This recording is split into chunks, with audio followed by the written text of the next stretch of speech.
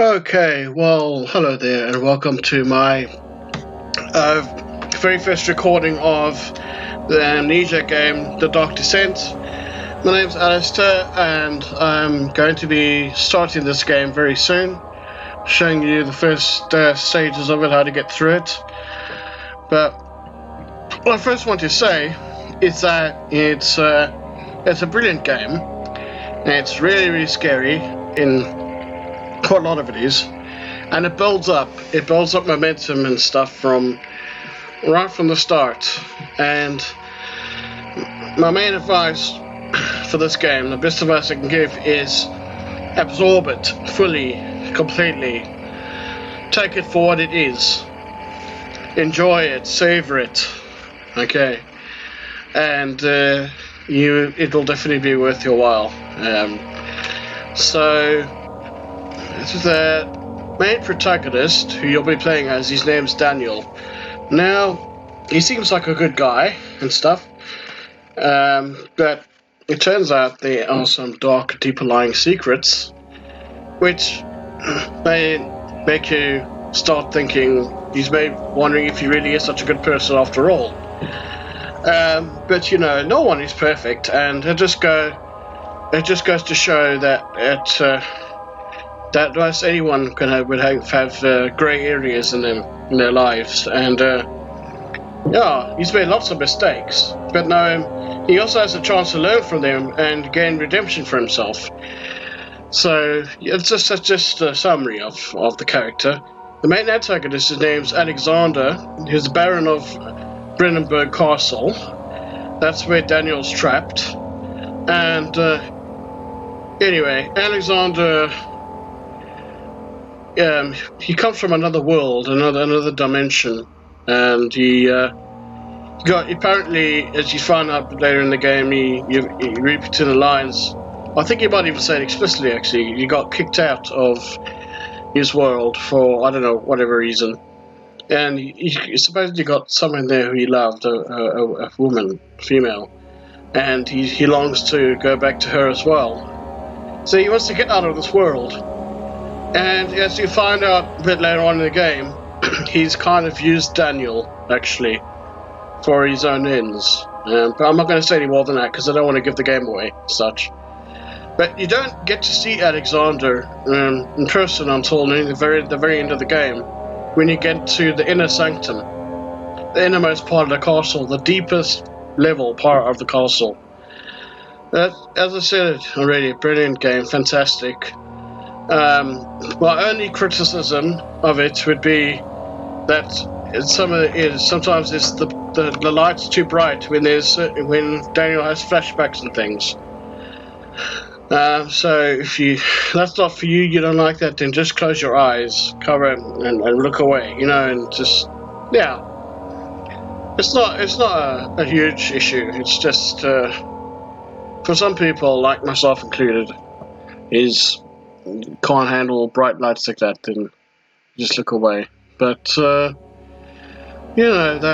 the game more than makes up for that in its compelling storyline and dialogue and things.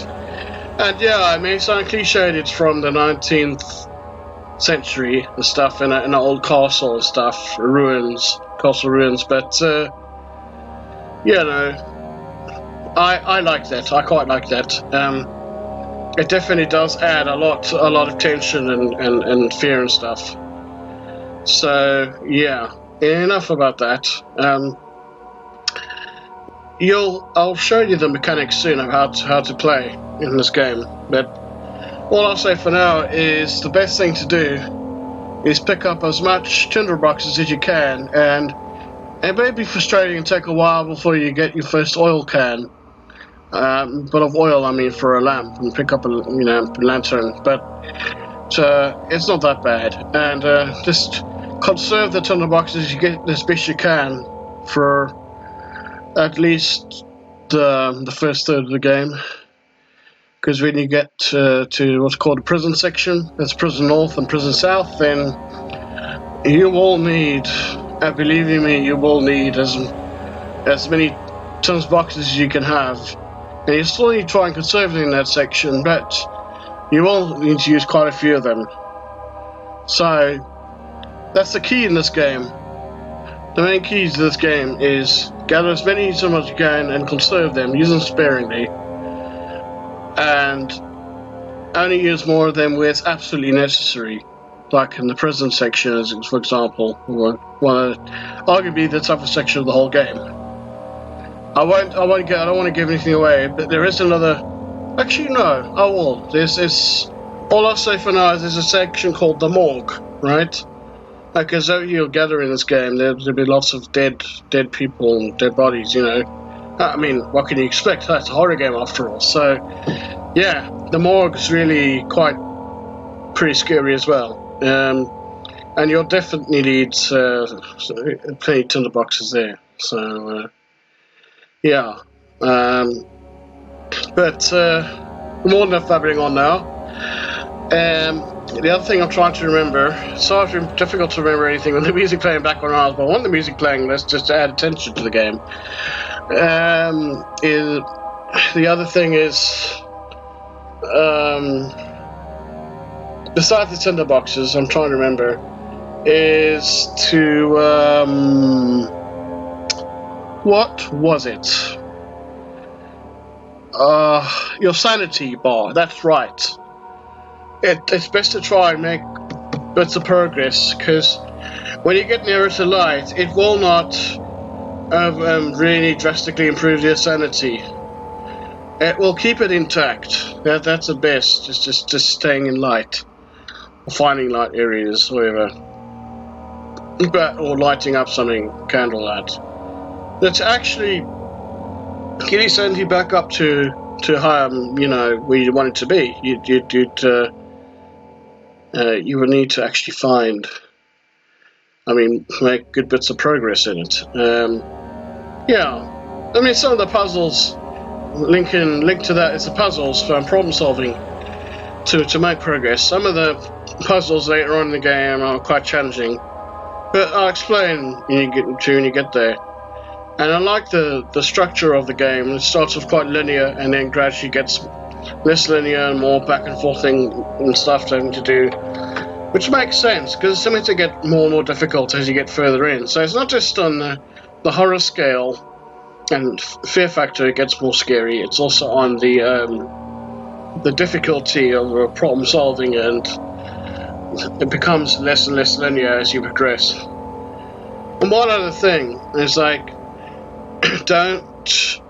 can't emphasize this enough, do not try to attack anyone. Just run your frickin' ass off if you have to. But try your best not to, because then you're easier for them to find, because they can hear you, might be able to hear you running, see. Worst case scenario, run for your life. But you have to hide. And there'll be certain sections where you need to use certain tactics as well, like moving boxes around first. But I will prep you for that when it gets to those points in the game. There's not that many of them, just a few. We have to take a few extra precautions to and maximize the chances of you not being found by one of the, I can't remember if they're called gremlins or I can't remember the name of them now. It doesn't matter. In one of the letters because you pick up plenty of letters in this game, you'll find out soon enough what they're called. But I like to think of them as gremlins anyway, even though that's not what they're called, strictly speaking. Anyway, more enough babbling now, and I really hope you enjoy my version, my style of playing this game. Oh, one final thing, yeah. It makes me think back a lot to my childhood, and I was terrified of the dark. I actually used to ask my mother, could you not to keep a passage light on? And my bedroom door slightly open, because I was frick scared of the dark, man. So I'll be trying to imagine myself as a child again, at least on the psychological level, and I'll make it as authentic as possible. Even if it's acting, even acting like I'm scared, I'll try my best for it to look real and like I really am scared. So yeah. Anyway, that's enough for now.